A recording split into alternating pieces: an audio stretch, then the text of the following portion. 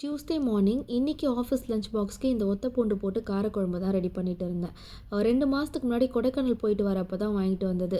அப்போவே சேல் பண்ணுறான்னா சொல்லியிருந்தாங்க. இது 1 இயர் கிட்ட வரைக்கும் கெட்டு போகாது. ஸோ அப்படியே யூஸ் பண்ணிக்கலாம் அப்படின்ற மாதிரி. அதே மாதிரி கெட்டும் போகலை. இதில் வந்து அதிகமாகவே மெடிசினல் பெனிஃபிட் ரொம்பவே ஜாஸ்தியாக இருக்குது. ஸோ ஹெல்த்தியும் கூட. நம்ம வந்து இது வீக்லி ஒன்ஸ் இல்லைனா அட்லீஸ்ட் 15 டேஸ் ஒன்ஸ் கூட வச்சு சாப்பிட்லாம். நான் கொஞ்சம் எக்ஸ்ட்ராவே வாங்கிட்டு வந்திருந்தேன். எப்போ போகும்னு தெரியல. ஸோ அதனால் கொஞ்சம் அதிகமாகவே வாங்கிட்டு வந்திருந்தேன். இன்றைக்கி டியூஸ்டே. ஸோ ஜான் ஃபஸ்ட்டுக்குமே வந்து எப்படியும் பூஜை பாத்திரம் எல்லாமே வாஷ் பண்ணணும். அதனால் வந்து இன்றைக்கே எல்லாத்தையும் வாஷ் பண்ணி ரெடி பண்ணி எடுத்து வச்சுட்டேன். ஏன்னா அன்றைக்கி கொஞ்சம் ஃப்ரீயாக இருக்கலாம் அப்படின்றதுனால.